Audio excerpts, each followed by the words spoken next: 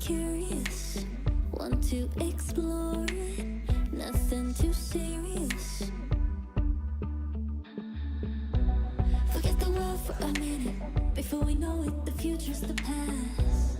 Seize the moment while we're in it, hold on to each other as long as it lasts. I don't care about forever, 'cause sometimes forever is over so fast. Hush, hush, baby, come on, here with me, I want for you to go. No need to worry, there is no hurry to stay, we'll take it slow. It's the 2K Sports pregame show.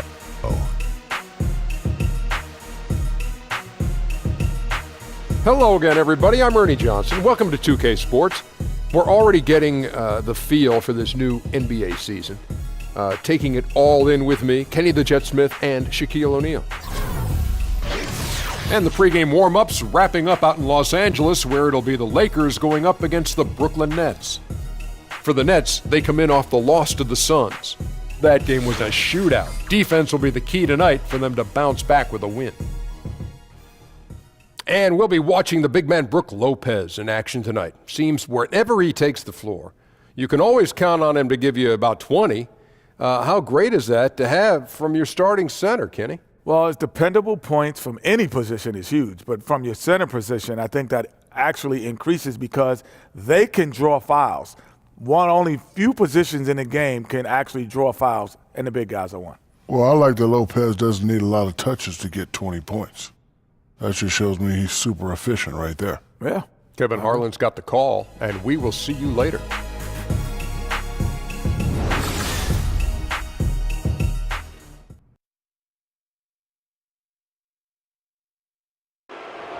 Let's see the starting lineup for the visiting Brooklyn Nets.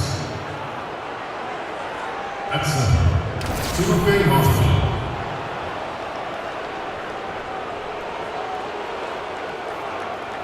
At shooting, Caris LeVert. At small forward, Damari Carroll. At the other forward position, Rondé Hollis-Jefferson. At the other guard position, D'Angelo Russell. The head coach of the visiting team is Kenny Hopkins.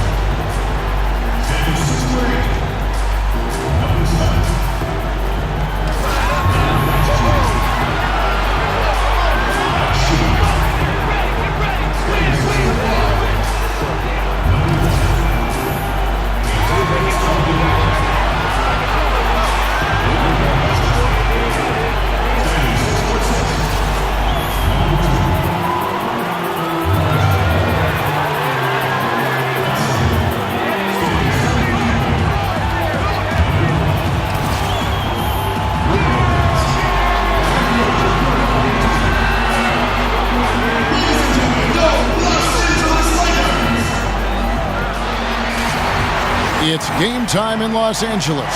From the Staples Center, all the crowd ready to go as they look to cheer on the Lakers. Hi, everyone. Kevin Harlan alongside Greg Anthony, Doris Burke, our Hall of Fame sideline reporter David Aldridge. And a great surprise tonight. Our surprise guest will be in the booth calling the game with us tonight, folks. We have Laker legend, 18-time NBA All-Star Kobe Bryant here at the table. Kobe, thanks for stopping by. No, thank you. It's a pleasure to see all of you, and thank you for having me. For the Brooklyn Nets, they come into tonight's game after losing to Phoenix. You know, a poor shooting night. I just got the sense they didn't work hard enough to get good looks. Right. There has to be some sort of consistent effort to generate quality shots. It seemed to me they thought they were going to come easily. All fueled up and ready to go. Brought to you by Gatorade. Let's check out who's on the floor. Setting the floor for the Nets. LeVert and Carroll are the wingmen. Mozgov is out there with Hollis Jefferson. And it's Russell in at the 1 spot. Yeah, and then knifing into the middle. Caldwell Pope, not just a perimeter threat. Young fella can elevate. Well, Kobe, something that's such a huge tool in the NBA and the team's offense is the pick and roll, the screen roll game. You've done it as well as anybody. Just how are the nuances and the attention to detail important to make that play work? Well, it's really important, but the screen roll today is run differently than it was, say, when Utah was running it with Stockton and Malone. What you're seeing now is more of a spread floor screen roll action where it makes rotations very difficult because you have to rotate off of shooters at a distance. Right. So now what you tend to see more teams try to down pick and roll coverages and sending guys to one side of the floor and try to play the screen roll coverage with 2 men and try to not have 3 guys in the action where you have to rotate and now push your team behind. Right? And that it's a dance of, can you play the screen roll with just 2 guys? And on offense, can I force you to have a 3rd guy come in and rotate? If I can do that offensively, then you're behind. And the trend around the league, Kobe, is more offense, more three-pointers, certainly spacing, fluid offense. Scoring is up around the league in a measurable way from, it seems like, year to year. Do you like the way this is trending, or do you think the NBA should maybe put a governor on this, harness it in just a little bit? Well, I think it'll swing back to the way, Do you? Yeah, because the game has gone through that progression before. And, it's constantly evolving. And so I think you'll see it swing back eventually. You'll have a couple teams that are just big and may have a dominant post player, and all of a sudden you're going inside, and then that team will win a championship, and then the rest of the teams in the league will try to copycat the way the game is played that way. Then things will swing back. So it's just natural evolution of the game, I think. And he makes that one. Yeah, they're going to have a nice little run here. And it's the Lakers' ball, trailing by 10. They're moving on after the tough loss they took at the hands of the Blazers. And given their performance in that game, which was not necessarily a work of art, I had a hard time believing it wound up being as close as it did. Yeah, it felt like the other side simply allowed them to hang in, and the score reflected that. Here's Mozgov. Lays it up, and despite of the excellent defense at that, Mozgov's got his 2nd bucket of the night. Now, here's Ball. He's guarded by Russell. And here again, the Nets in transition. Up the court they go. And Mozgov throws it down. And, guys, they've come out and established a rhythm. And also their play calling has been on point. Yeah, I think that's exactly how they've built this lead. They played as one, shared the basketball, running their offense to perfection. So timeout called here, the first for Los Angeles. Well, he needs to talk to his guys. The interior defense has been horrific. Absolutely no rim protection whatsoever. At this point, the other team is walking all over them on the inside.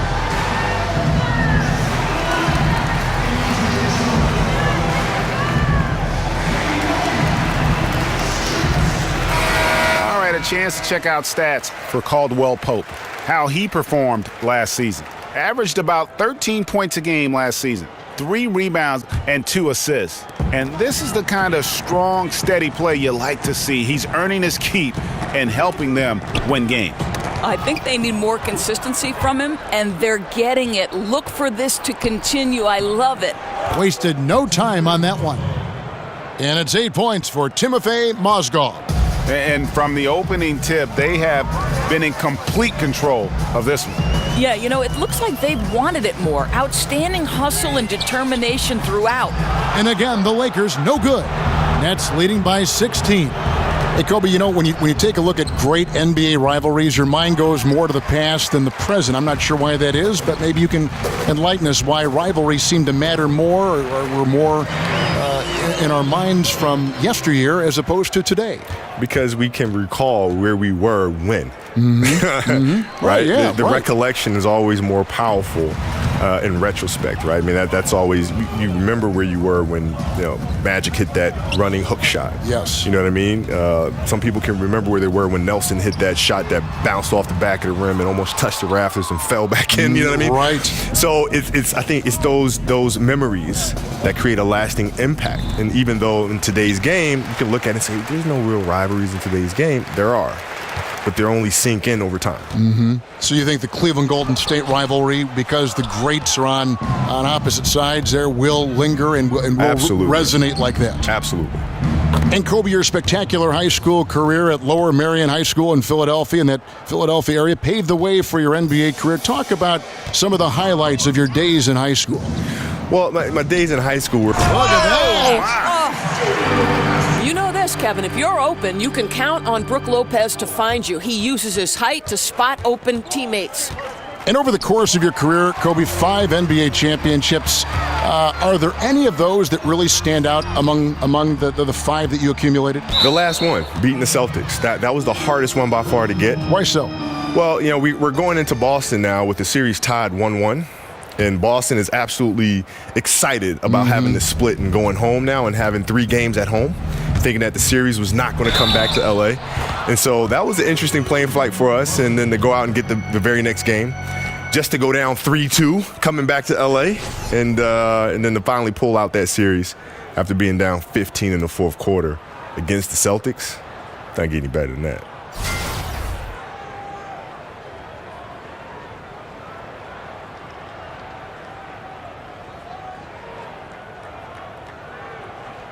One shot, mind the lanes.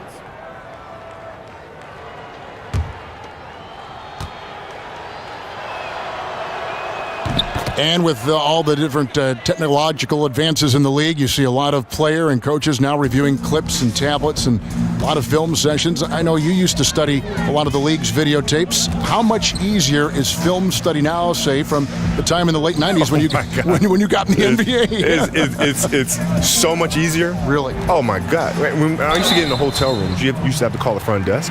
They used to roll up the TV on the wheels. With the VCR machine. With the VCR connected right. to it, right? And I have to have all of these tapes, and you got to put the tape in, and you got to rewind it, and you got to fast forward it, and you got to rewind it. Yeah. Now it's just everything's right there in front of you, right? And it's very easy to skip and go to the next game, and then jump back to the game before, or fast forward to the fourth quarter. I mean, it's so easy now.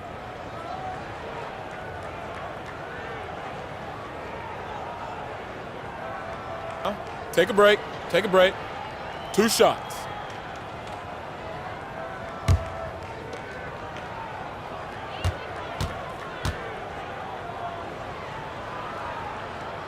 That free throw good from Caldwell Pope.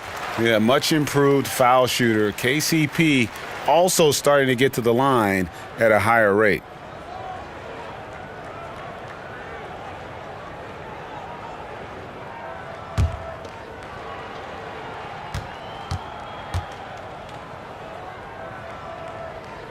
Both good from the line that time. Kobe, you were a player who lived in the gym. What motivated you as you go back and look at all those hours you spent in the gym to do that, to follow that path? I loved it. I loved the game. It wasn't a matter of working hard. I didn't realize I was working hard until like my second or third year in the league, when I realized here in the NBA, a lot of players don't do that. Right. And it was kind of a big shock to me. Like, I assumed everybody in the NBA just worked hard. Yeah, but to me, it wasn't hard work. It was like, I love doing this. Like, there's no place on earth I'd rather be than be here in this gym with a basketball in the hoop. But the greats are always the hardest workers. I mean, right? Have you ever seen a great player who is not the hardest worker on their team? No, I've seen players have great seasons, and and then the next season it's they not fall. so much, right. And then they have another great one, and the consistency isn't there.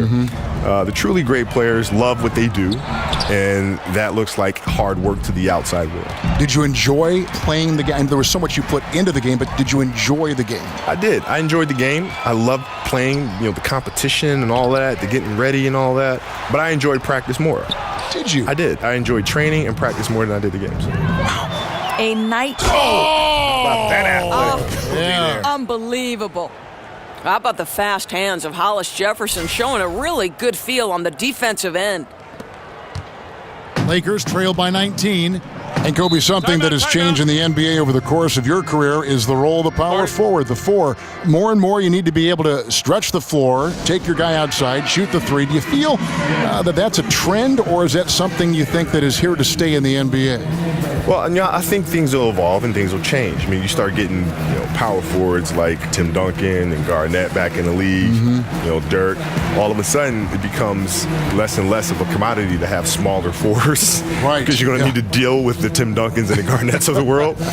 So I think it's just a natural evolution thing. Did you, when you had to guard a big like that, ever fear going out and trying to get him on the side or even working him inside the lane where he would have more power, more advantage? No, I never worried about it too much. What I try to do is I always try to study the film and figure out what their tendencies are, what their sweet spots are, and you just try to get them off of that. It's not necessarily about the size of them, but how to get yourself in position when you can knock them off balance a little bit and use the lack of size that you have to disorient them. You got to play against some great defenders in the NBA like Draymond Green of Golden State and others. What are some of the things that, I mentioned Draymond Green, that he does as a player that you think separates him from the rest of the defensive guys in the league? He does his research. He does his homework. You can tell. Oh, yeah. I mean, you can tell. When you watch him play, he puts himself in position before the offensive player even attacks. And how does he know that? Because he's watching film. He studies. He knows the player's tendencies. And so when you mix in the research to go along with his frame and the quick hands and the foot speed, then you have a defensive player that's a force. And let's catch up with our sideline reporter, David Aldridge. Well, Kevin, I did catch up with Coach Luke Walton. He said even though this was their first meeting of the year, he did not expect there to be a feeling out period between these teams. He said, we have a group of guys who can score and do it in a hurry. We're going to go right at them and test their defense early on. Looks like they're in attack mode, Kevin. Back to you. All right, thanks for the report, David. So it's all about getting their offense going early on. And I think that's the right call, guys. Get that rhythm established at the offensive end as soon as possible. Yeah, that's an important thing for an offensive-minded team to do. You have got to set the tone with a level of aggression on the offensive end.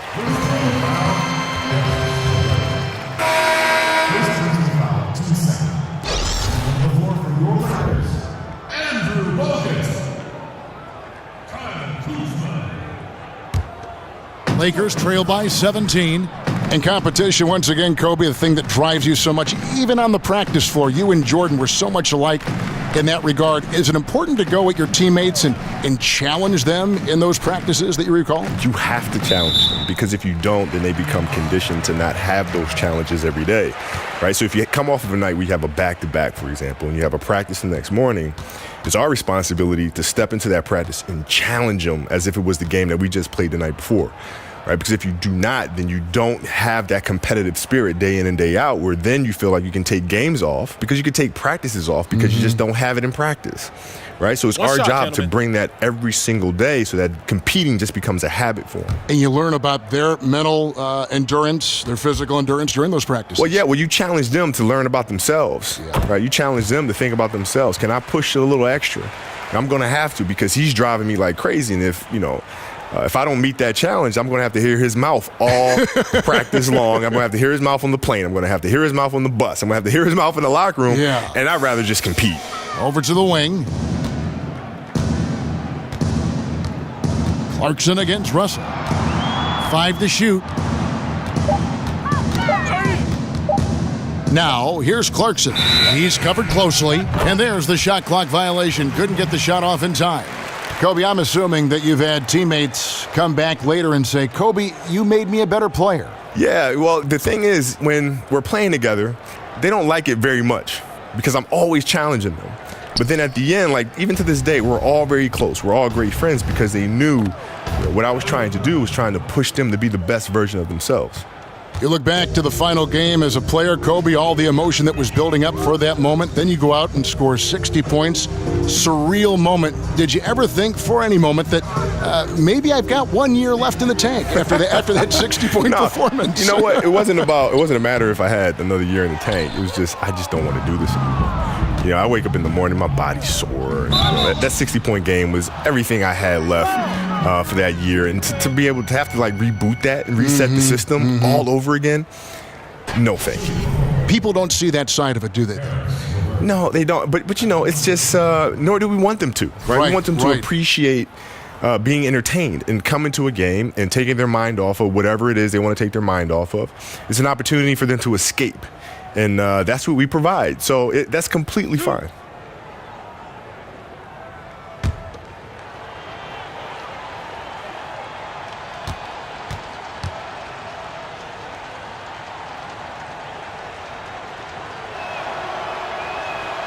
No good on that one. To me, Karis LeVert has tons of upside. This is a 6'7" guard with an outstanding skill set.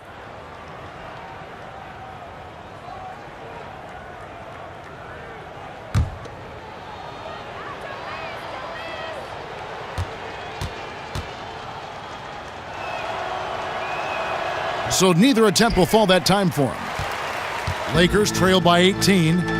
Caldwell Pope outside. Pass to Kuzma.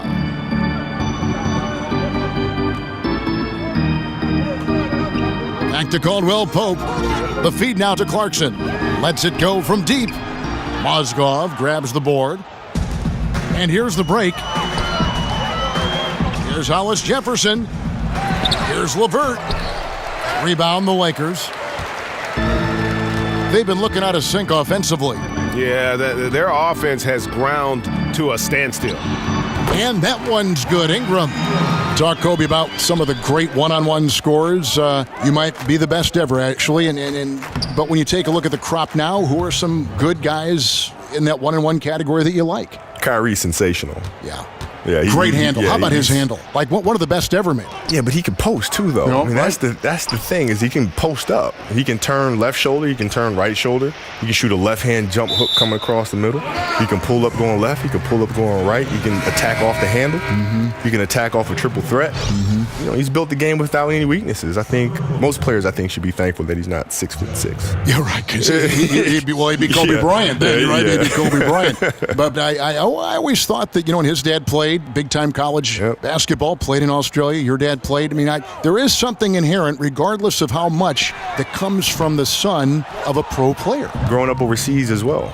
Exactly, in Australia. Growing up overseas as well. And look at his game being so fundamentally sound and having the basic structure. There's a lot to be said for that. Absolutely. And in the history of the NBA, only a handful of players have lasted 20 seasons. Kobe, you played all 20 with the Los Angeles Lakers, an NBA record for seasons with one team. What does it mean to just having worn that Laker jersey your entire career? Well, I mean, it's a huge honor. I've always been a massive Laker fan, even when I was a kid. And so I never dreamed that I'd actually be wearing the golden armor for my NBA career. So to be sitting here right now, having played 20 years, is literally the coolest dream that could have ever happened to any kid. Happened to me. And I don't know that it'll happen again. The way the league is structured now, money, the free agency, even though you had a chance to leave a couple times, you always chose to stay. Well, yeah. I mean, it's loyalty is a word that you hear thrown around often, but in this day and age, it's very tough to see in sports because of the cap, because of the free agency market and so forth and so on. So I've been very, very fortunate to have a great organization and to be able to have played 20 years of my career here. Bogut, and finished off by Bogut. That's a big, talented guy. Bogut does a lot of damage right around the rim.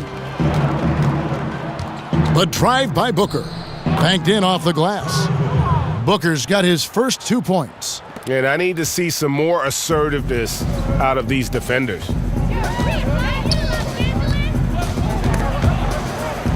Here's Clarkson. That one falls. His second basket of the game. He's now 2 for 3. And they keep hammering away at him inside, forcing the ball into the paint. And the dunk by Booker. And really focused on establishing dominance down low. And guys, it's working. Oh, no doubt. I think they've controlled the paint. They've used their size and strength to get off any shot they want. To the middle. Kuzma passes to Bogut. The shot's good. Yeah, just all the moves he has in that painted area. Bogut converting with confidence. About 7 seconds separating the shot and game clocks. Here's Booker. Got it. Good job in the low post. Booker's got his third basket of the night right there. and their offense already in a flow. Some stellar shooting to jump out to this lead. Caldwell Pope kicks to Bogut. That's tipped. Here's Crabbe. They grab their own miss. Goes back up. Misses at the rim. Well, defenders are in the area, and that's all it took to force him to change his release. We're at the end of the first quarter, and what a blowout already in this one. Nets out in front, running away with it. And the second quarter about to get started. We'll be back in just a moment.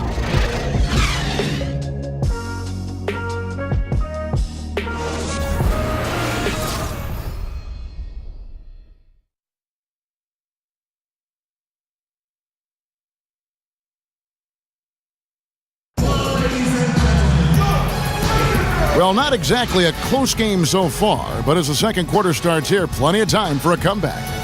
And guys, the Nets enjoying a nice lead here. They're just not sitting back. They are going for steals, and their activity has been terrific. It has, Greg, no doubt. Love that they've gotten after it on the defensive end. Just continue to put pressure on.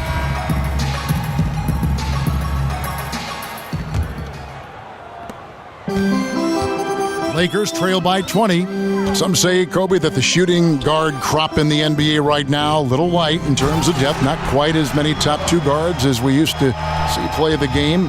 Who do you like among some of the two guards you see now in the NBA? Well, it depends who we're considering a two guard. Right, now, because they just blend, twos, don't they? The threes, they all just blend. Combo guards are playing some forward position. It's tough, isn't it? Yeah. So, shooting guards to me are guards that have to do everything. You have to be able to play the post. You have to be able to play the perimeter. You have to be able to play the point. You have to do everything. So I'll put Russell Westbrook in that category. I'll put James Harden in that category. I'll put Kawhi Leonard in that category. My God, there's a lot of players I'm forgetting.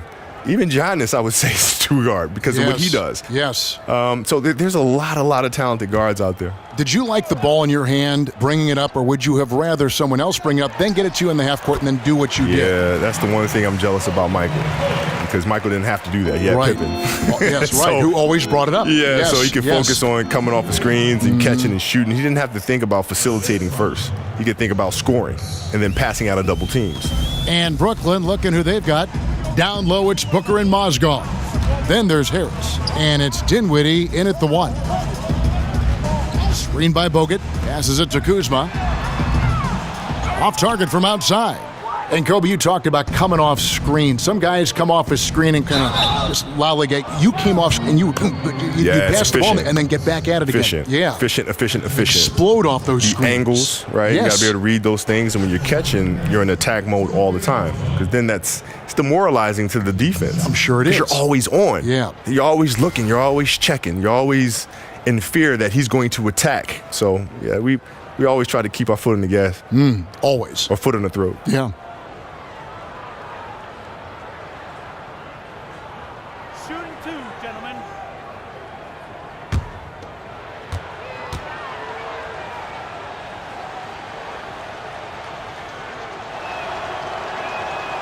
He's off on the first.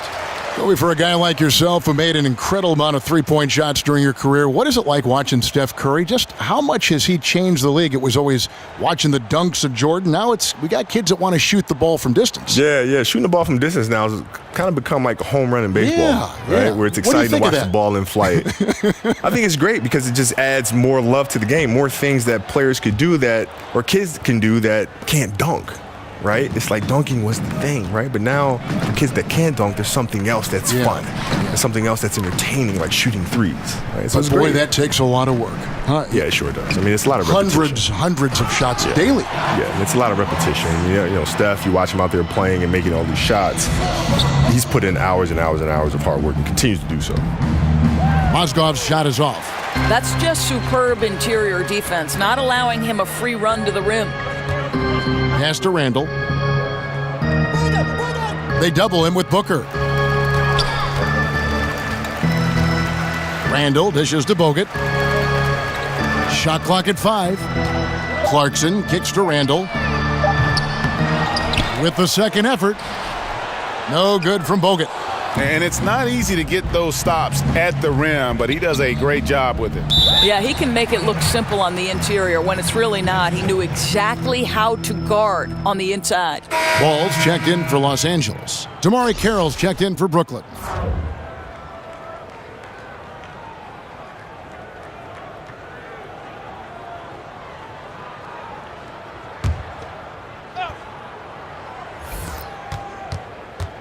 Dishes to Booker. Over Randall.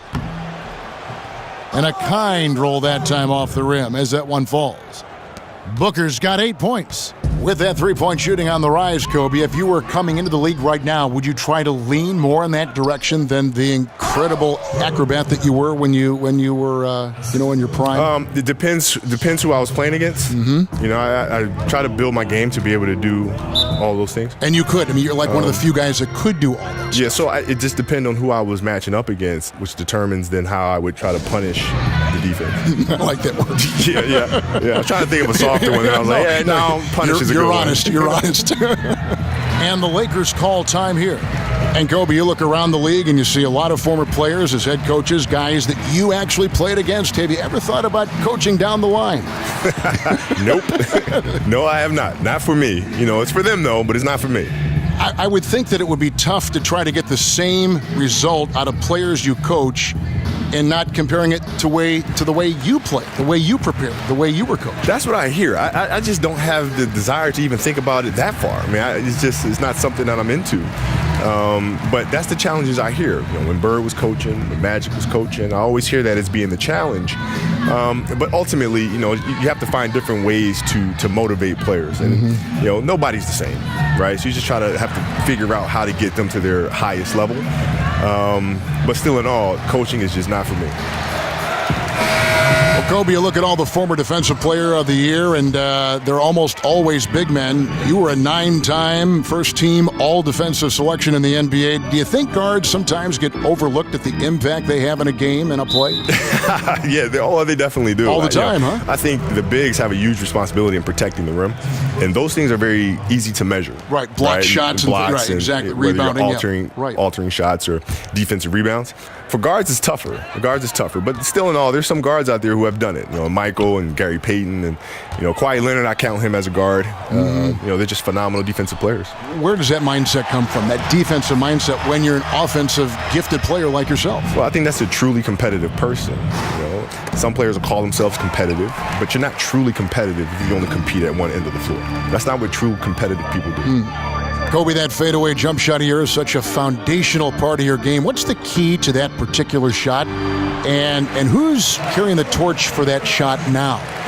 Well, yeah, the fadeaway is there's different ways to shoot the fadeaway. There's a Hakeem Olajuwon way of shooting the fadeaway. There's a Michael way of shooting the fadeaway.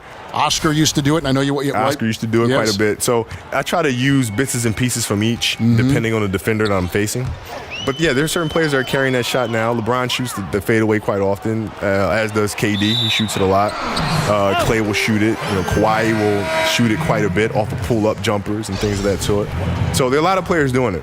Whitehead's checked in for Spencer Dinwiddie. And just over 3.5 minutes played here in the second quarter. Well, under the leadership of Commissioner Adam Silver, the league, Kobe, has been proactive, looking to improve the game. What are some changes you'd like to see coming up in the future? Well, more physical play.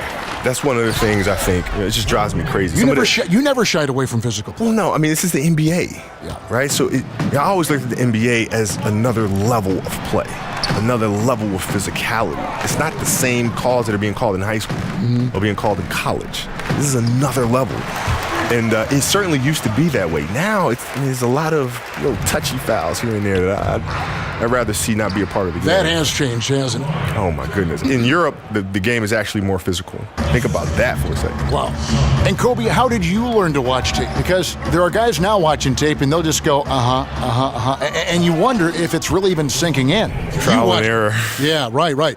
But really, that was it. Trial and error. You know, you start looking at things, you start saying, man, like if I'm watching an edit on a player and I watch one particular game and then I look at the next game and he's doing the same thing. And the next night, he's doing the same thing. Hold on, let me go back and watch. And then you start looking for consistent behaviors or patterns in their behavior. And then you think, okay, maybe that's something that's a tendency for him. Let me go back and check.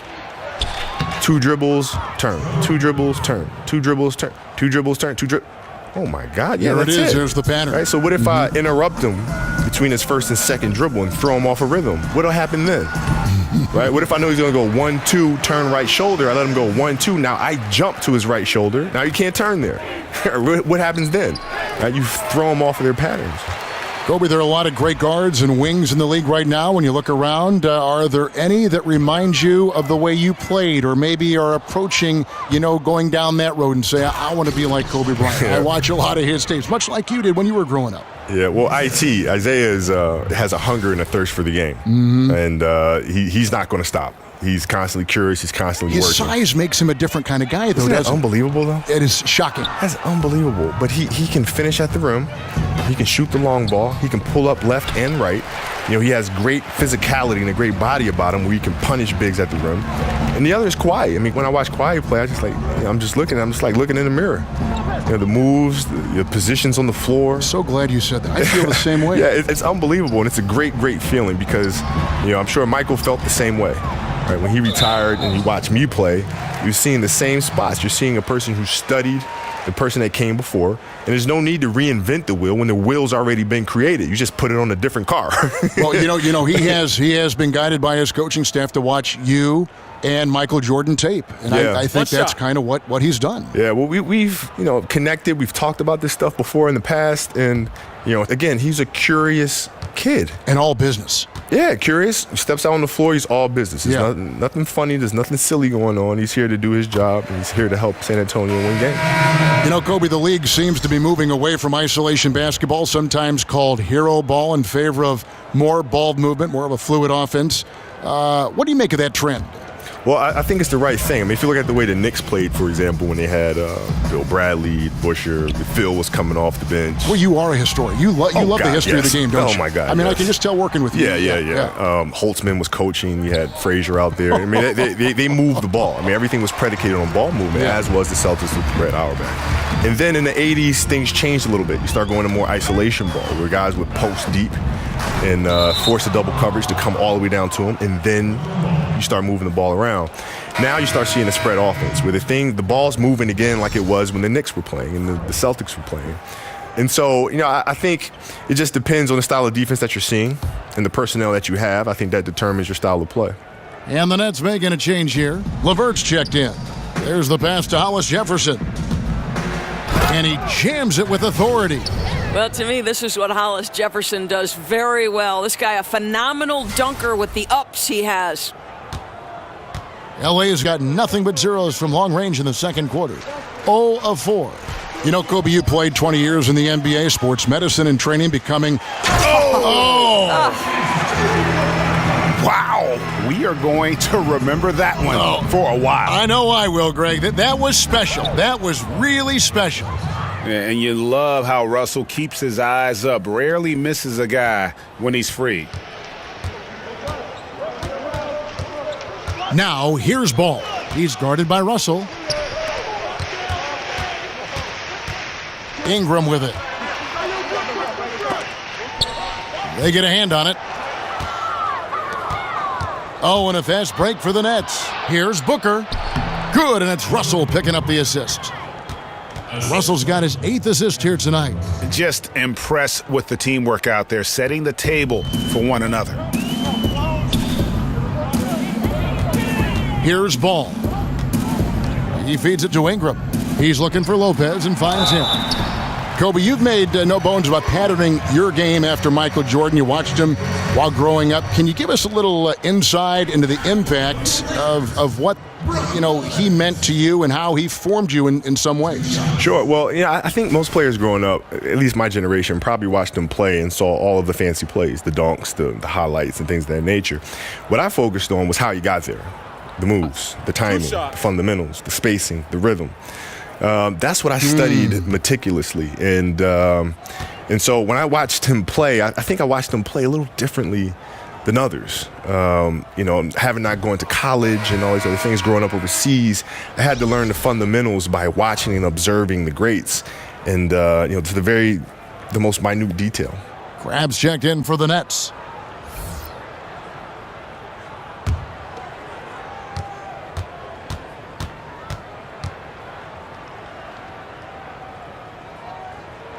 And he's good on the second. Kobe, you played in a big market like Los Angeles, one of the biggest in the world, but many are saying that market size matters less and less into the future of the NBA. Do you agree with that? Well, in a certain aspect, yes, because of the digital age that we live in. I mean, the world is considerably smaller. You have access to market at the touch of a button. So we see Milwaukee Bucks highlights with Antetokounmpo as much as we would see a Kobe Bryant highlight with Los Angeles. Absolutely. But still, fundamentally, to play in a market like Los Angeles, Los Angeles being the entertainment capital of the world, New York being a great market as well, it's hard to top those no matter how digitally enhanced our society becomes. Brooklyn leading by 23. And Kobe, you played for a handful of coaches during your career. When you look back on it, was there one coach you wished you could have played for but didn't have maybe a chance to play for? Greg Popovich. That's an easy one for me. Although I did play for him in several All-Star games. Yes, you did. And one particular All-Star game in practice, he came up to me and said, okay, do you want me to just kind of go through like a whatever practice, or do you want me to do the real thing? I said, Pop, you got to do the real thing, because I've been dying to see what really goes on inside these Spurs practices. Oh, you my gotta, gosh. You got to give us a real practice, man. Yeah. And he did. And Tim just kind of looked at me and he was like, dude, seriously. What are you doing here? Come on, you're killing me. So what was a Popovich practice like for you, and how did you try to set the tone? It was high energy. And we moved from drill to drill. And it involved a lot of passing and moving and spacing. And so all of the shooting, it wasn't any individual shooting. All the individual shooting took place within a five-man offensive structure, of ball movement, of passing and cutting, and all of a sudden your shot comes here in the corner, and then you slide up to the next line, and you dribble, penetrate, and kick it, and then you slide to the next line, dribble, penetrate, kick, right? So it involves constant movement where you're constantly training and conditioning the body that you're not just going to pass and stand and be a participant, right? You're going to be involved into that, in the action, not going to be a passive participant. Hey, Kobe, after dedicating pretty much your entire life to the game of basketball, a game that I know you love, you said you don't miss it. Why is that? Well, because I've been through that process. I mean, I started playing the game when I was like 2 years old, and playing professionally for 20 years, and I left no stone unturned. So there's no regrets there. I've done everything I could possibly do, and truthfully, the game is still with me.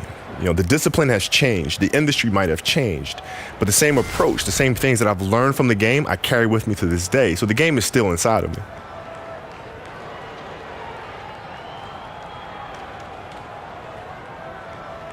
One shot, mind the lanes.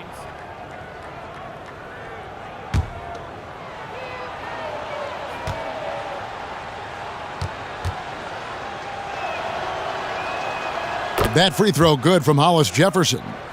Kobe, and any chance you might coach or might be a consultant to an organization, for instance? No, not at all. Listen, players reach out to me and they'll call me and I'll give them advice, and I like it better that way as opposed to being tied down with one particular franchise. And I like what I'm doing now, and any player from all over the world can reach out, and I'm there for them in terms of providing advice or counsel. Well, the story got out last year in the playoffs that Isaiah Thomas and you had some conversations. Yeah. Well, he reached out and had some questions about how to approach that particular series, and I just said, send me over the film. What are you looking at? And I'll tell you. I'll take a look at it and I'll tell you what I see, and then you can go from there. And racing up the court, you have a number of options and a great decision there. I love how he took the initiative, right? You took charge of the opportunity and made the right decision. Well, it seems like with more threes and more skill-based play, the league is adapting more of a European style of play. You grew up in Italy, Kobe. You know about that style. You appreciated that style. How did that impact your personal development as a player? Well, tremendously. I mean, if you look at the era in which I grew up in Italy, you look at the players that came out of there, whether it's myself, Pau Gasol, Manu Ginobili. I mean, there's a lot of players that grew up in that same time frame that play the game fundamentally sound, because I think all the coaches here in America were doing camps and clinics for coaches overseas. Like Hubie Brown, right? Exactly. He would always go overseas in the summer. Yeah. Exactly. And so we were products of that teaching. So all of our coaches growing up were implementing the fundamentals and the basics of the game taught by these amazing American coaches. And so we're kind of fortunate in terms of the time that we grew up. One shot.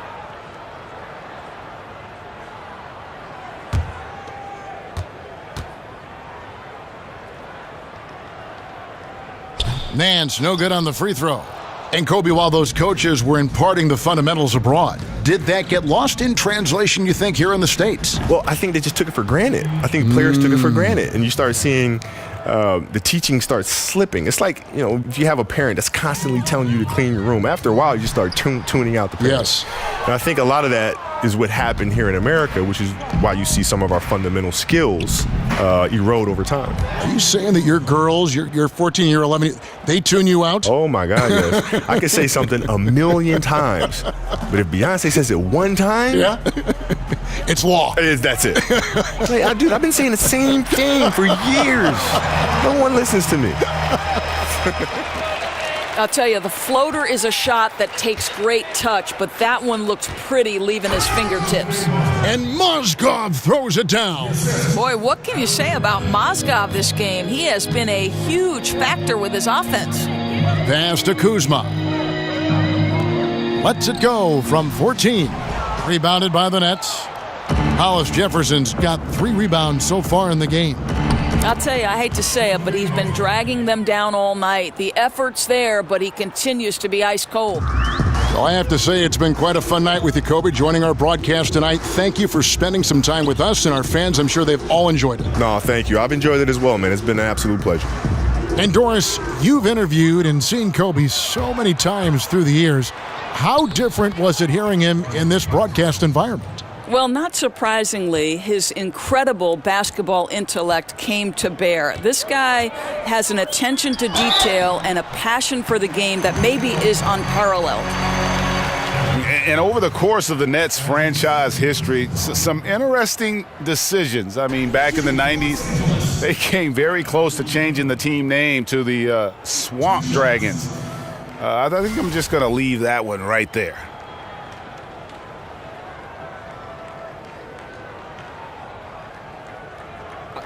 Two shots.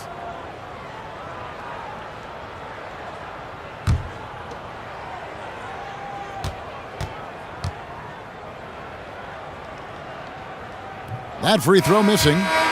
So, Greg, how close were the Nets to being the Swamp Dragons anyway?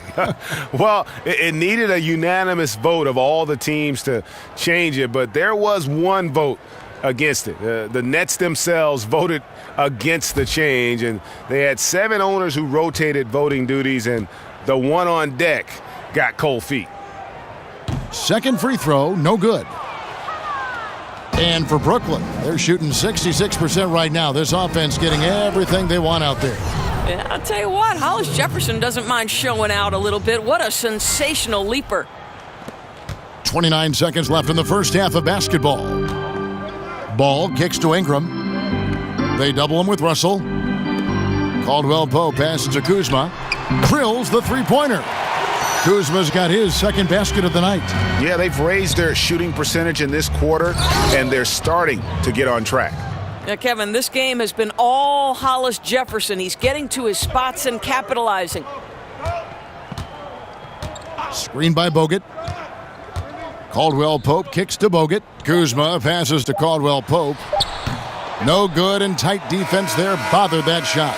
So as we conclude the first half, so far fairly one-sided. Brooklyn ahead, opening up a huge gap. And we'll be back right after halftime for the start of the third quarter. We'll see you in a bit.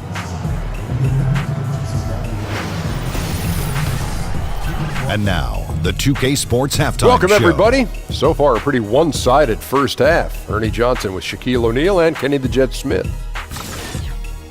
It's Brooklyn out in front at the half. They are completely in control of the game, leading by a massive amount. Kenny, what do you think?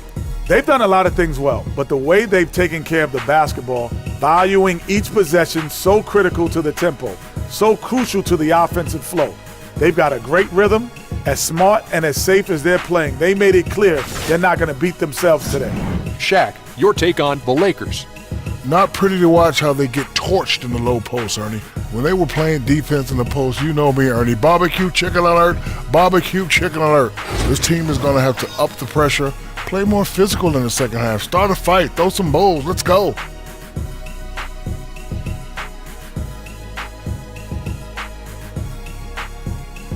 That's it for halftime, as the second half is just about to get underway.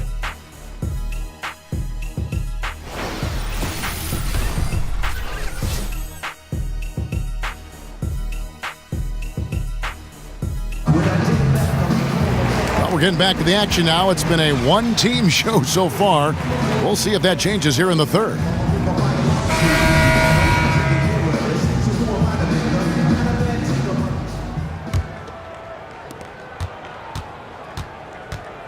Caldwell Pope is the 2 with Ingram playing small forward. The big men are Nance and Lopez. And it's Ball in at the point. That's the Laker 5. Nance dishes to Caldwell Pope. Drills it from outside. Caldwell Pope's got the first basket of the second half here for the Lakers. Deep 2 from Carroll. The Nets get it back in a new 24. Mozgov with the bucket. That's the 10th straight point they've given up in the paint. Now here's Ball. Lopez a screen. It's stolen. Now here's Carroll. He's guarded closely. 6 for 10 with that shot going in. That's a good game for a lot of guys. How many times have we seen a possession like that from them today? Ending with a basket, coming off a pretty pass. And DeMarre Carroll is going to pick up the foul. That's his first foul.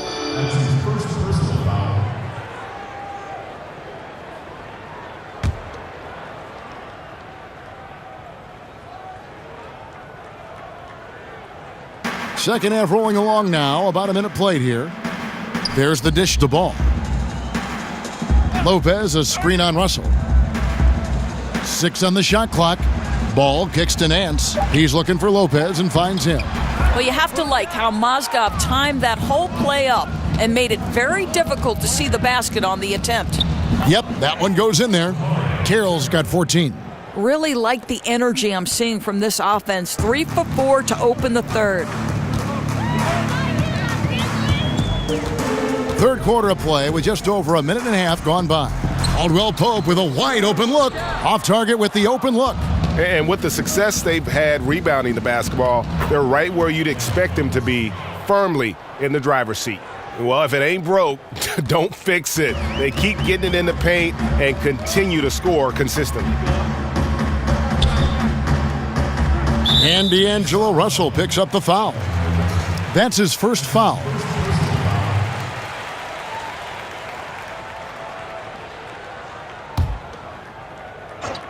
Two minutes into the second half of play now.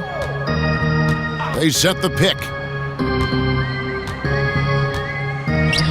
Feeds it to Caldwell Pope. Shot clock at 5. Will it go?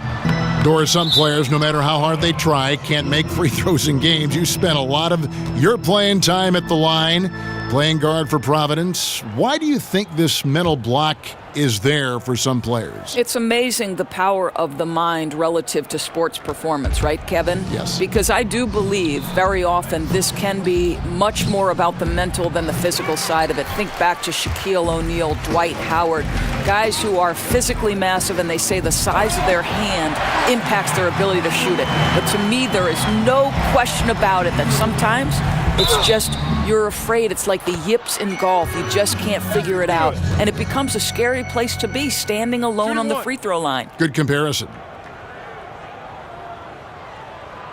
And you'll hear some say the sleeper of that 2015 draft was Rondé Hollis Jefferson. I mean, a fractured ankle his rookie season limited him to just those 29 games. But when healthy, he's shown he can be a force defensively.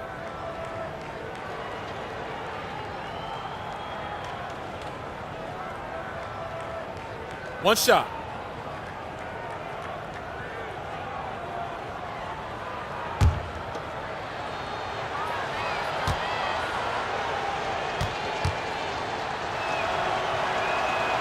And the free throw, no good. And Greg, what separates Hollis Jefferson, do you think, as an NBA defender? Physicality, quickness to go along with anticipation. I mean, with his pressure D, he's able to suffocate perimeter players and rack up steals. And don't forget versatility. He's a guy that can guard multiple positions, and that's a huge asset for any team. Kicks it to Ingram from 17 feet out. Mozgov grabs the board. Mozgov's got rebound number 10 tonight with that last one. Here's Hollis Jefferson. Gets to the rim for 2 with the D all over him. Hollis Jefferson's got 6 here in this quarter. Ball kicks to Caldwell Pope. Here's Ingram. A picture-perfect screenplay, and the jumper's good. And Ingram hits these mid-range jumpers in his sleep. The defense can't allow him to get going from there. And Mozgov throws it down. Yeah, and in terms of accuracy, they are dominating the second half. Well, they're certainly connecting on a lot of shots in the second half, generating high percentage looks and really cashing in. To the right side. They double him with Russell. For 3, Caldwell Pope. The Lakers rebound. So he gets the whistle. Contact on the way up, and 2 shots coming up.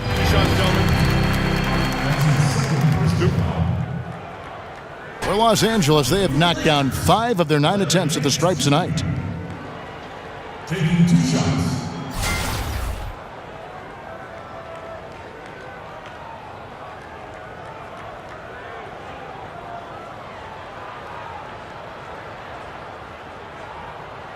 Two shots.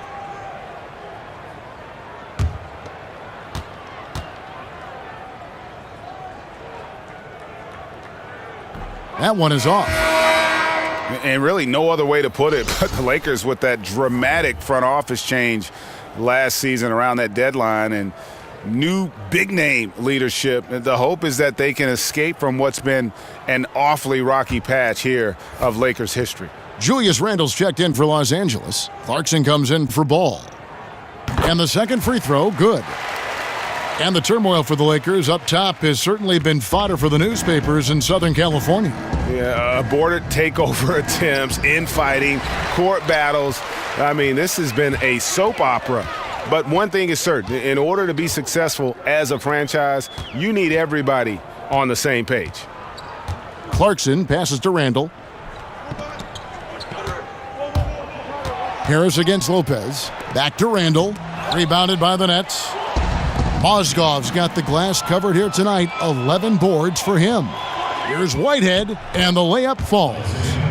Whitehead's got his first bucket of the night. And that's another fast break bucket. And this is the pace, though, guys, that's been working for him. You know, I think, Greg, the faster the tempo, the better they are. And I love the pace they're playing with right now.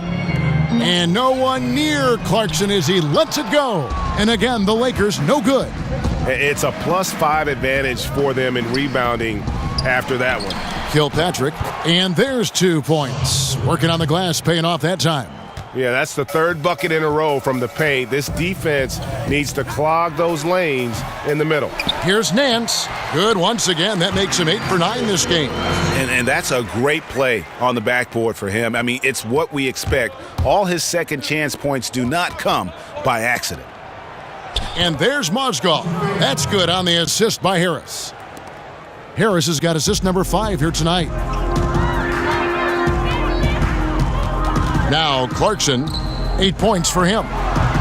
Lopez, no luck. Boy, the way he's been going, he is not going to be the guy to turn this around.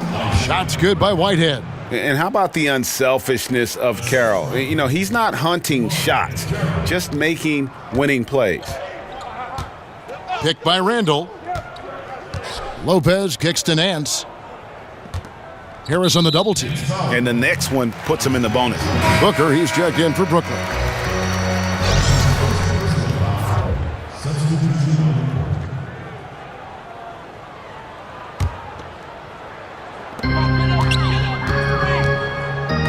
And here's Clarkson. 6 on the shot clock. There's the pick. From deep three-point range. No good there. So Brooklyn will take it the other way. Following this game, they hit the road to challenge the Suns in Phoenix. And that game will be game 2 of 5 out on the road.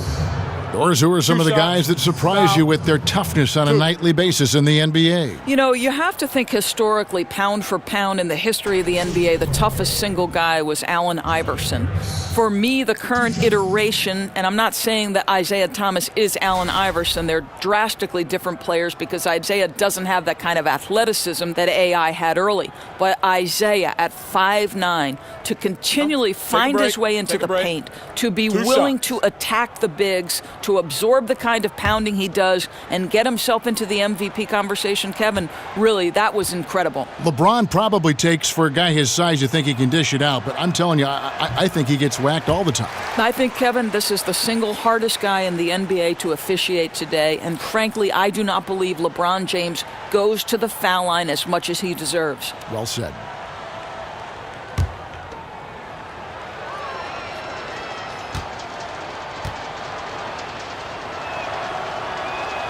Good on the second free throw.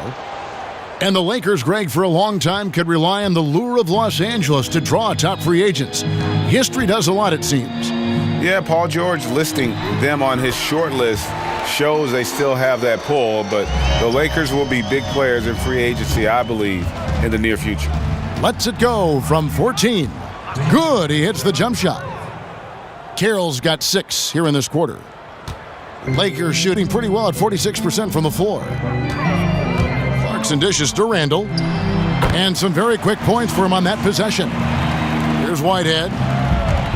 Down low. And the dunk by Booker. Kev, if you let Trevor Booker get on a roll, watch out. This guy is shooting it incredibly well. The Lakers shooting right around 41% from the field in quarter 3. Lopez a screen to the paint.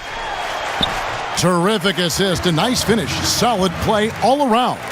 Shakes his man by using exceptional use of the screen. I mean, from there, it's smooth sailing. Yeah, just solid work on the back end of that play. Yep, you're right. Finished hard with 2 hands on that stuff. And here's Los Angeles. Caldwell Pope with it. He's got 15. On the left block. That misses off the backboard. +8 in the rebound differential. One more reason why they're in control. Now, I think they'll keep going to him more and more as they look to hang on to their lead. Why not with the way this guy is shooting it? And again, it's Brook Lopez. Lopez has got 12. Boy, I love watching Brook Lopez go to work. Superb at playing to his strengths down on the box. Yeah, I love the communication and the chemistry between those teammates. And the Lakers have possession. They're getting their first look of the season at the Nets in this one. Not exactly a game that everyone will be talking about here, but both of these teams can show flashes at times. We're seeing 2 teams that could be building more for the future, trying to instill a winning culture, and we'll see which team takes a step in that direction. Yeah, just a simple one-hand flush. I think he got a few more inches on his vertical by going with the spike. Kuzma passes to Lopez. Good for basket number 7 tonight on a not-so-unlucky 13 shots. Exactly the kind of ball movement they're looking for. And the first timeout called of the game for Brooklyn. And Doris, it's nice to see Brook Lopez the last few seasons stay relatively healthy. Well, I think for 7-footers, anyone who plays on the interior, you can get such wear and tear on the body. I think he's taken motivation from those injuries, and he's making the most of his time on the court.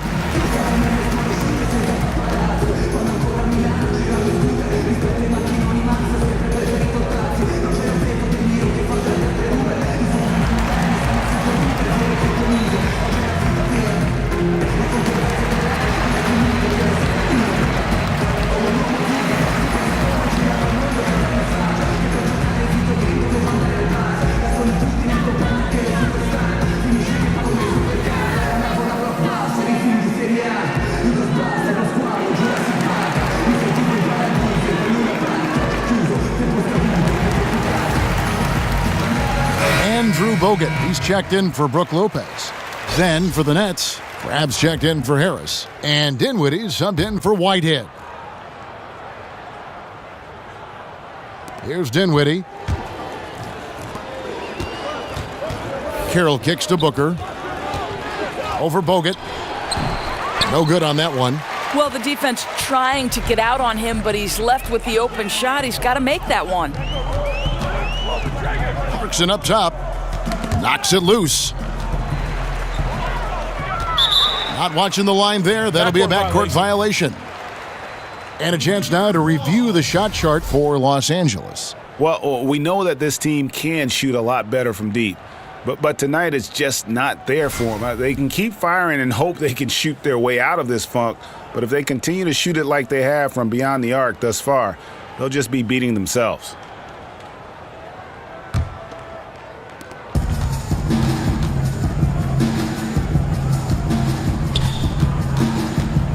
There's a good screen.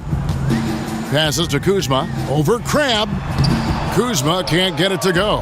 And for the Nets, they're shooting 70% from the floor. Truly incredible work from this offense tonight. And it's out of bounds. Last touch by Booker.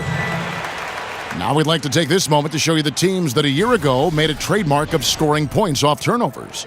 The Lakers in fifth. And this team, in terms of scoring off of turnovers, that became the identity. I mean, they really look to disrupt and cause problems defensively. And boy, do they take advantage on the other end.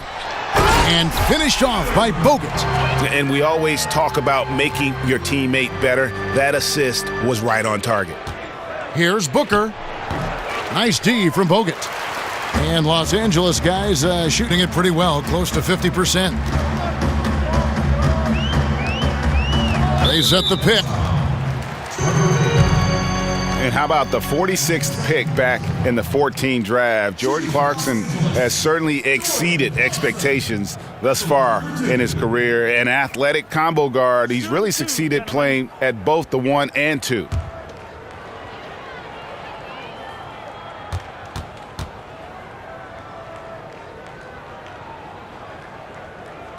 First one falls for him. And Greg, Jordan Clarkson, he has an offensive game, doesn't he?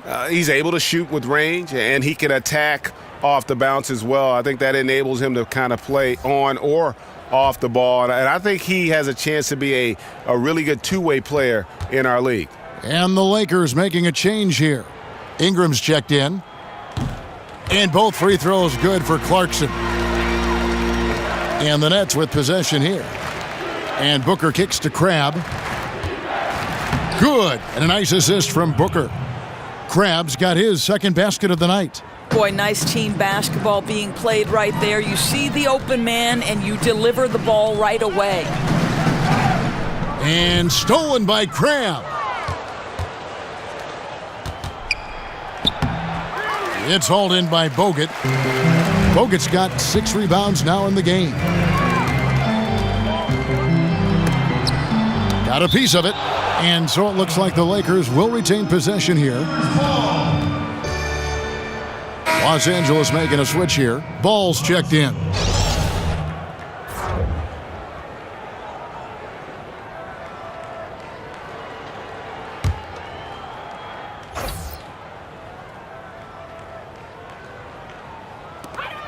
There's 1:54 left to play in the third. Yeah, coming off that screen, wide open, just can't convert.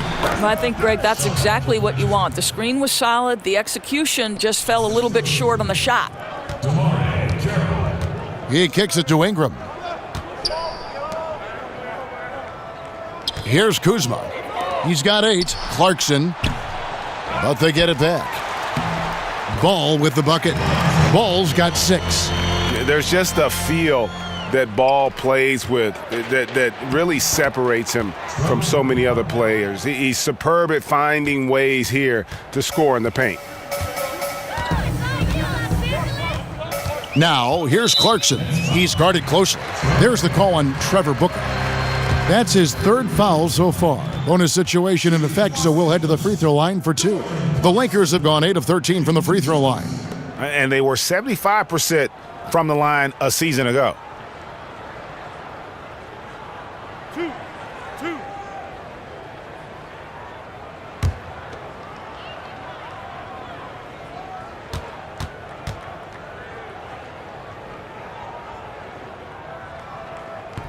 Free throw good. Clarkson. And, of course, for the Nets, I mean, they won't control their own first-round pick until 2019. There's going to be some losing along the way with not much reward. He hits one and misses one, each at the line. And Greg, the Nets trading away the better part of a decade worth of draft picks when they went all in back in 2013 and 2014. Yeah, going for vets like Darren Williams and Gerald Wallace, Paul Pierce, and, of course, KG. But unfortunately, all past their prime.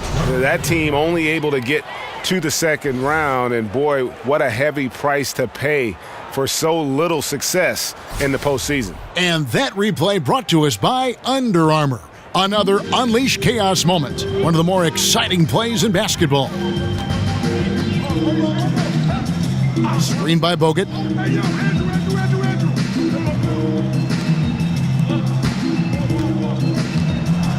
Now here's Ingram. He's guarded by Cram. Clock at 4.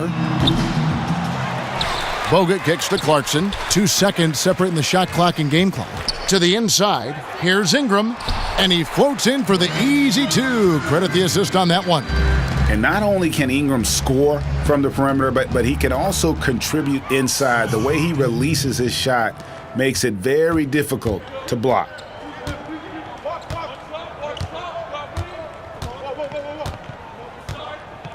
He dishes it to Bogut.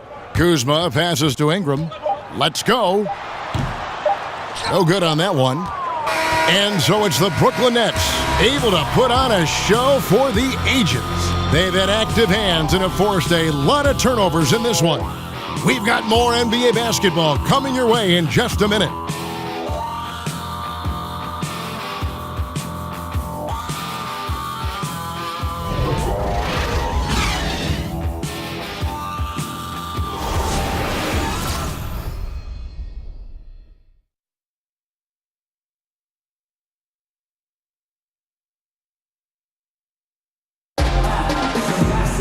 And we're getting underway here in the fourth quarter. The scoreboard tells the story in this matchup, but we'll see how much things change up here.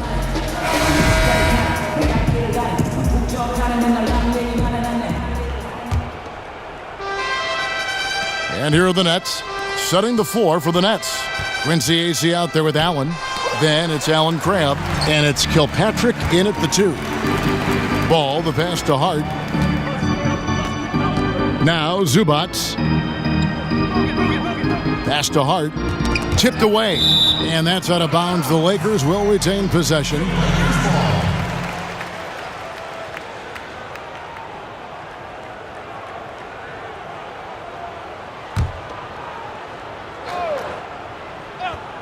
Post him, Dave. From the inbound. And count it. And a chance for one more at the free throw line.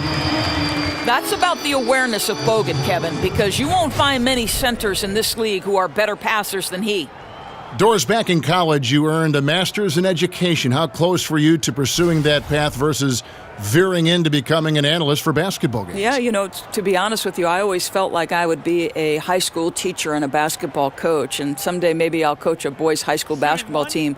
Very close, Kevin. I happened into broadcasting. I left coaching at Providence College. They put their women's basketball games on radio, and that was my entree into the business, and slowly but surely it grew every year. But still educating still, right? I mean, don't you feel there's a part of education to being an analyst? Oh, there's no question about it. You are trying to help that viewer to be as close to the action as we are fortunate enough to be. And sure, just describing what's going on. It's a lot of fun. You are a PhD in broadcasting.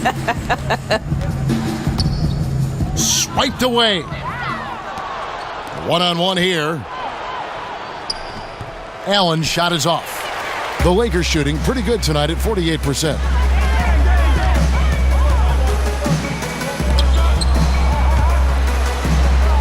Inside, cuts off the pass, and now it's Allen running. He can go all the way. And that's how you make a steal count. Turn it into a quick slam at the other end. It was really a case, it looked like Greg Anthony right there, if I can say so. It was really a case of a great defensive play triggering some instant offense. Yeah, and he was so quick to break on that one. A good sign that he read the play. And here's the fast break. Ball leading the way. I really like the activity level from Ball. Excels at reading his man and jumping all over him, and great at coming up with those steals. Now flying high and throwing it down with the one-hander. One of his favorite moves right there, guys. There's the steal. Bogut, that's good. And I'll tell you, good work to pound it down low and finish in tight. Here's Allen, and then Allen slams it in. Oh, why, dunk you very much. He can really fly, and you combine that, Greg, with some nice penetration, too, and you've got 2 points. To the wing right side. The feed to Ball. Got a piece of it. Left side, Dang. There's the double team with Allen. Dishes it to Bogut. Down to 5 on the shot clock. Dang goes in. Zubac. Rebound, Brooklyn. Oh, and a fast break for the Nets. The second effort. And Allen with the nice bucket inside. Well, he just keeps rolling right now. What a terrific quarter for him on the offensive end. Hart the pass to Zubac. It's a nice passing here by Los Angeles. Hart, no good. And you can see at this stage of his career, just still not comfortable as a finisher at the basket. And then Allen slams it in. And racing up the court, you have a number of options and a great decision there. I love how he took the initiative, right? You took charge of the opportunity and made the right decision. And the basket by Bogut. Boy, the score would look a lot different if his teammates could have had the kind of night he's had. Allen, that's good. Allen's got 12 points in just the second half. And some guys just have a nose for scoring, and this one couldn't have been any easier. Well, really good awareness by the scorer. You're seeing an opening in the defense and exploiting it beautifully. The pass to Hart. And now it's Allen running. He can go all the way. And the steal then right into the fast break. Great awareness. Yes, intercepted the ball in stride. Turnovers like this are devastating to the opposition. Up off the screen. Oh, and there's the one-handed jam. And how about the execution on that play? The screen was set up in exactly the right spot. And the finish wasn't too bad either. Just great timing on that play, too, guys. Makes it impossible for the defense to react. Doors for you in evaluating how good a player was over his career. You can look at analytics, statistics, whatever avenue you want to take. How important are the rings, the championships in that equation for you? You know, I know there is some conversation that's saying if you don't have a ring, your career wasn't great. I would say this to you. Karl Malone and John Stockton are in no way diminished in terms of their Hall of Fame credentials simply because they lacked a ring. Sometimes it's the era in which you're operating. Michael Jordan was the greatest player of his generation. Some would say the greatest player of all time. I would say that Karl Malone and John Stockton, unfortunately, were at their peak, in the peak of maybe the greatest player, Michael Jordan. So in no way is someone like Patrick Ewing diminished in terms of his stature and greatness simply because the Knicks were never able to break through. I don't buy that argument. You frame that so well. Julius Randle's checked in for Zubac. No good on the second free throw. And the Nets adding their own G League affiliate, the Long Island Nets. Yeah, and the Nets franchise originally, remember, based in Long Island. So nice to have that homecoming. And of course, with young talent development, so critical for this Nets organization. Having that minor league team in close proximity, very valuable. Bogut kicks the ball. Outside Dang. To the paint, here's Hart. So the whistle blows on the shot and 2 free throws for the contact right there. That's his first personal foul. And the Lakers, Greg, have acquired some intriguing young talent. Do you see this group blossoming into elite status? I mean, there's still some question marks. Injuries have been an issue. I do see some all-star potential for some of their young fellas.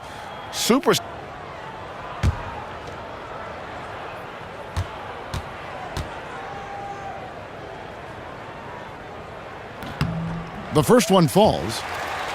I think, guys, when you look at the Nets offense, you cannot knock their shot selection. They want to push the pace, drive the rack, and take a ton of threes. They are always hunting for high-efficiency shots.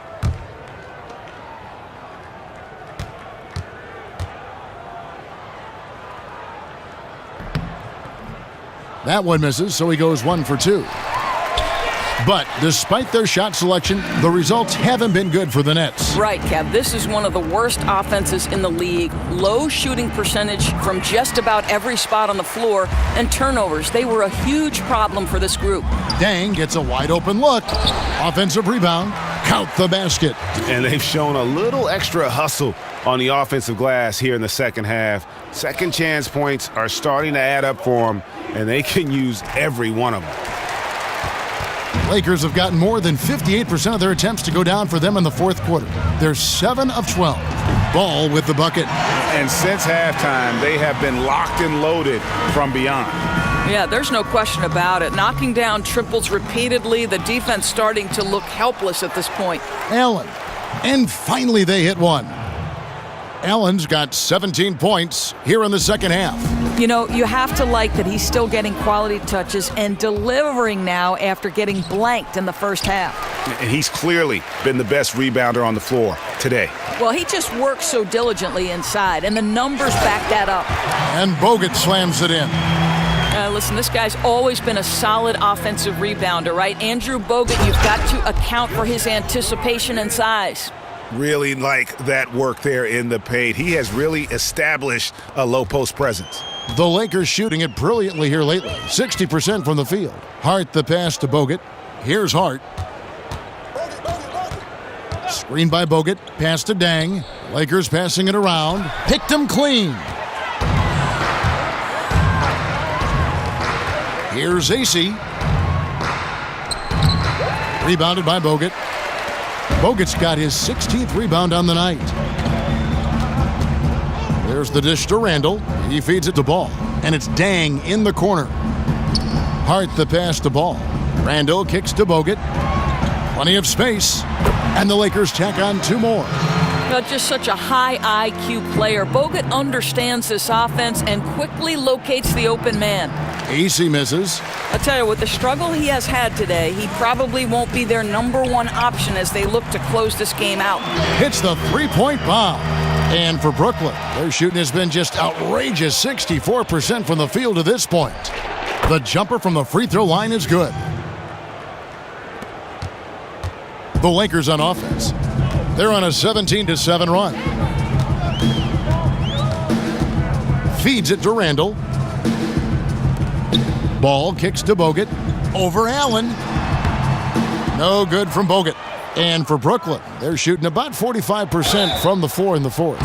Doris, there are always rumblings about teams and players who don't like what the press is writing about them, trying to ban certain media members from the locker room. What's the danger, you think, in doing that? To me, any credentialed media should never be banned from a locker room, from an opportunity to bring their fans closer to the sport, simply because you object either about the content of the coverage or the amount of coverage does not exclude a media member from the locker room. I think it's a very dangerous precedent, Kev. Good point. And Los Angeles with some changes. Corey Brewer's checked in for Hart, and it's Jordan Clarkson in for Ball.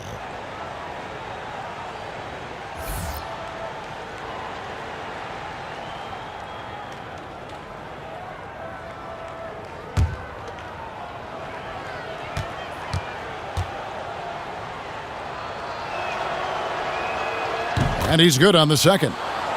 Doris coach Popovich down in San Antonio once said that a female NBA coach is going to happen. How much longer do you think it'll take for that to happen? Well, I'm so grateful to Greg Popovich for getting the process that has to be part of the equation started, right? He hires Becky Hammon as the first full-time assistant in the NBA.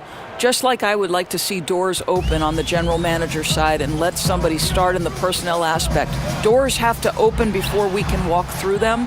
It will take some time because you've got to pay your dues now as an assistant coach, but at least the process has started, and I'm so grateful to the Spurs and Pop for getting it started. And to be quite honest, as a broadcaster, you're a pioneer from that end of it. We know that there's a lot of quality thought, male or female, but you've represented females, women very well with what you do. I've been very lucky, Kevin, and thankful for the opportunity, certainly. Shots good by Whitehead. And the steal then right into the fast break. Great awareness. Yes, intercepted the ball in stride. Turnovers like this are devastating to the opposition. And the whistle blows on the backcourt violation. He went over and back. And really, this is where efficiency matters. Value every possession. You simply have to make smart decisions. You're only hurting yourself with these miscalculations. Damari Carroll's checked in for Dinwiddie. To the middle. Shot from 12. Shot's good by Whitehead. Whitehead's got 6 here in this quarter. And that set them apart today, guys. Their success with the mid-range. Clarkson dishes to Randall. It's stolen. Here's Whitehead, and there's the slam dunk to finish it off. And that's how you make a steal count. Turn it into a quick slam at the other end. It was really a case, it looked like Greg Anthony right there, if I can say so. It was really a case of a great defensive play triggering some instant offense. Yeah, and he was so quick to break on that one. A good sign that he read the play. Clock at 6. Poke loose. Now here's Allen. Here's AC. It's hauled in by Bogut. Well, there's no consistency from the field in this quarter. We'll see if he can get his shot going.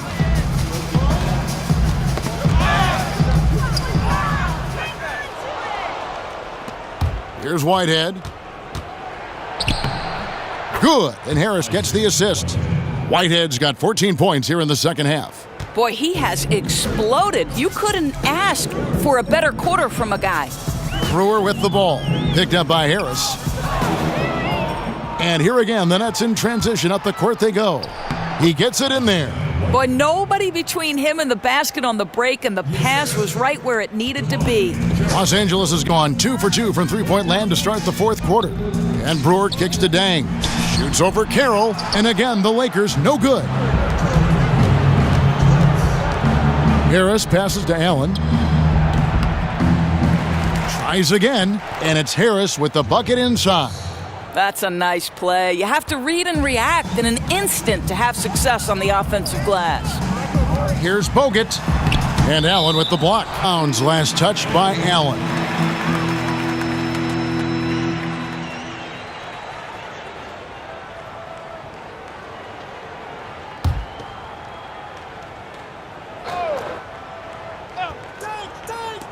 .144 left in the game.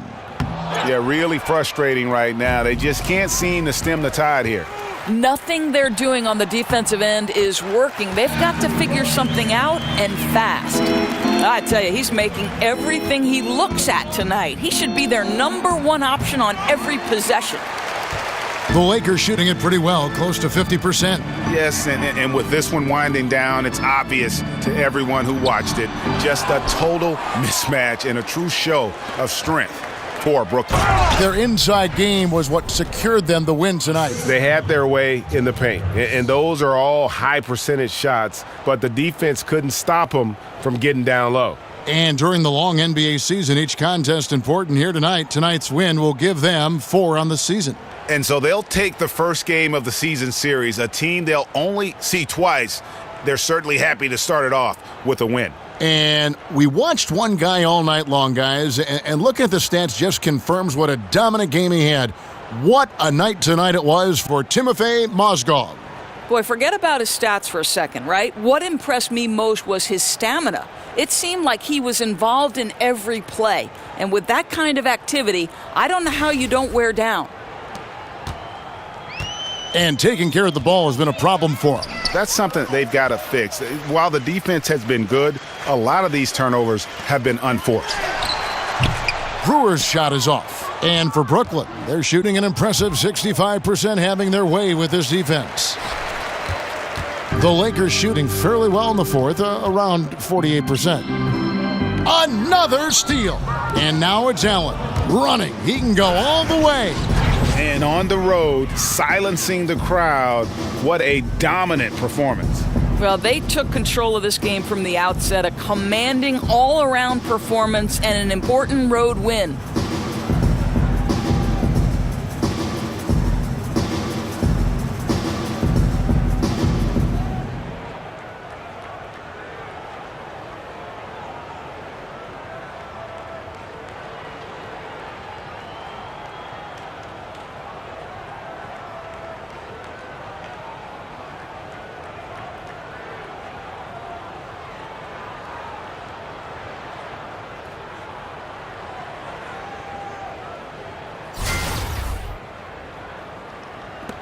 There's 45 seconds left in the fourth quarter of this one. To the paint, here's Bogut, and he uses the glass on the layup. Yeah, we're having a flashback for Andrew Bogut, a guy who typically defers on offense. Tonight being super aggressive. Allen, that's good. And saving their best for last. Tremendous run here to seal the win. Well, this is exactly how you put teams away. Late game execution leads to a tremendous win. And guys, you got to ask, where was this effort when it mattered? The game's over now. Right. Frustrating for sure, Greg. I don't think they'll be able to mount a comeback at this point. Now a timeout call by Brooklyn.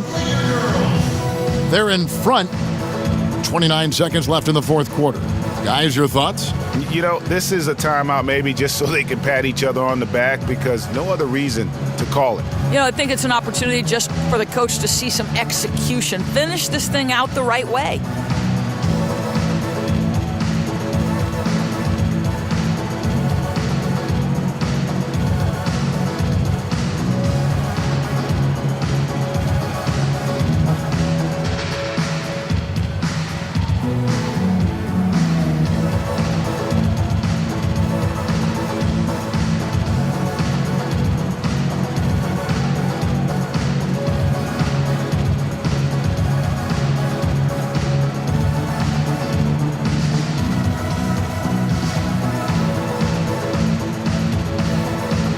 Chance now to recognize our Jordan Player of the Game, Timothy Mozgov.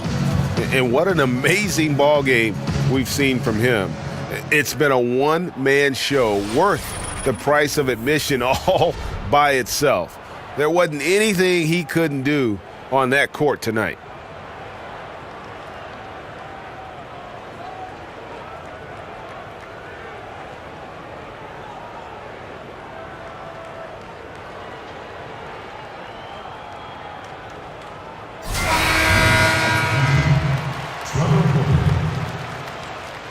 Spencer Dinwiddie.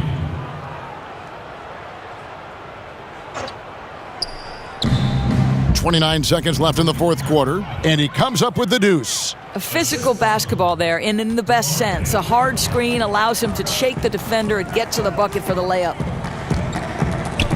There's the double team with Allen. Kicks it to Clarkson from outside the arc. Brooklyn with the rebound. Tries from 16. Allen's shot is off.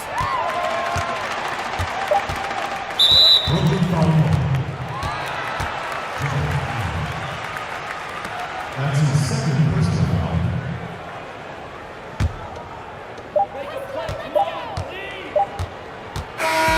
And so it's Brooklyn easily grabbing this one. A resounding victory for them. And Greg in enemy territory, no less. And that's exactly right. But with the way they controlled the game and just completely took the crowd out of it, that's how to get it done on the road. And that'll do it, folks. For Greg Anthony, Doris Burke, and David Aldridge, this is Kevin Harlan. Thanks for tuning in. So long and good night, everyone.